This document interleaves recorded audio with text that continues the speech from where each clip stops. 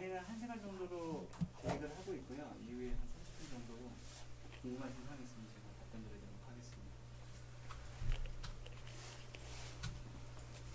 네, 친환경 설계가 지금 대두가 되고 있고 이슈가 되고 있는데 그 배경에 대해서 잠깐 짚고 넘어가겠습니다. 그 생활환경의 변화가 지금 가속화되고 있는데요. 일단은 사람들의 생활 수준이 올라가면서 더불어서 이제 실내에서의 거주 시간도 늘어나게 됩니다. 그래서 사람들의 생활 수준이 높다 보니까 이제 지금은 어디를 가더라도 저희가 조금만 덥거나 춥거나 그러면 사람들이 바로 컴플레인을 제기를 하듯이 이제는 냉방이 안 되는 곳이 없고 난방이 안 되는 곳이 없습니다. 어디서든지 물이 잘 나와야 되고 배수도 잘 돼야 되죠. 그래서 위생이나 이런 거에 대한 보건에 대한 인식이 굉장히 수준이 높아져 있습니다. 그러면서 점차 그 외부 활동보다는 내부의 사무실에서 작업하는 시간이 늘어나다 보니까 실내 체류 기간이 점점 늘어나고 있고요.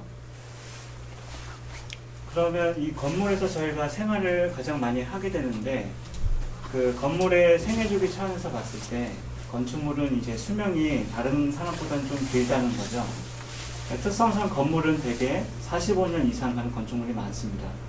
그래서 다른 주기보다 길게 되기 때문에 이 안에서 저희 그 건축물에서 그 사용하는 에너지 비용이라든가 개보수비, 건축공사비, 유지관리비, 경비비, 청소비 등등의 이런 비율들에서 그 에너지 비용이나 이런 개보수비나 이런 것들이 그 방출하는 CO2 양이라든가 사용하는 에너지 양에 대한 영향성이 자동차라든가 뭐 다른 설비에 비해서도 그 영향성이 굉장히 크다는 점이 있습니다.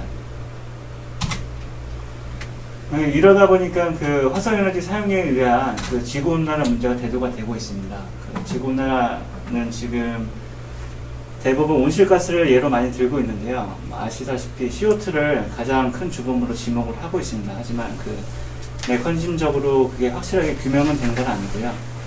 사람들이 추측을 하기에 온실가스의 가장 주범은 그 이산화탄소고 그로 인해서 지구가 기온이 상승을 하고 있다라고 하고 있고요. 그래서 지금 농도를 보시면은 일반적으로 저희 기계 설계에서 실내 청정도를 계산을 할 때 예전에 그 디폴트 값으로 저희가 대기 이상의 디폴트 값으로 잡던 값은 한 360 ppm 정도였습니다. 근데 지금 그때가 한 30년 전쯤이고요.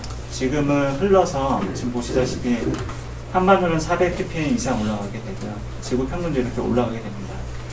지금 지구 온난화가 가장 문제가 되는 점은요. 이걸로 인해서 수반되는 문제가 굉장히 심각하기 때문입니다. 지구 온난화에 대한 마지노선이 저희가 그 평균 온도 2도 상승을 보고 있습니다. 그래서 2도만 올라가게 되더라도 이런 기온의 상승으로 인한 생태계 변화라든가 해수면 상승으로 인한 저지대 거주자의 생존을 위협을 하고 있고 여름철에 이상보는 피해 이런 것들이 점차 사람들의 생존 환경을 위협할 수 있다는 거죠. 그 마지노선 2도인데 거기에 따라서 지금 그 세계 각국에서 대책을 지금 강구를 하고 있습니다.